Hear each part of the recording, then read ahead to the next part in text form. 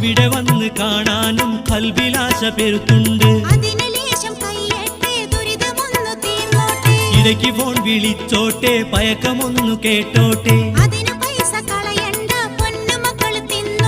പുര പണിഞ്ഞു കഴിഞ്ഞില്ലേ, പഠിക്ക പാഠം വാങ്ങിയില്ലേ.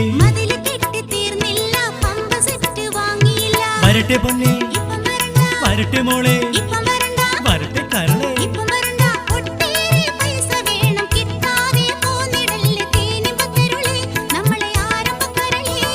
പലരും വരുന്നുണ്ട് നാട്ടിലേക്ക്, പെരുത്താശ ഞമ്മക്കും ഉണ്ടെന്നോർക്ക്.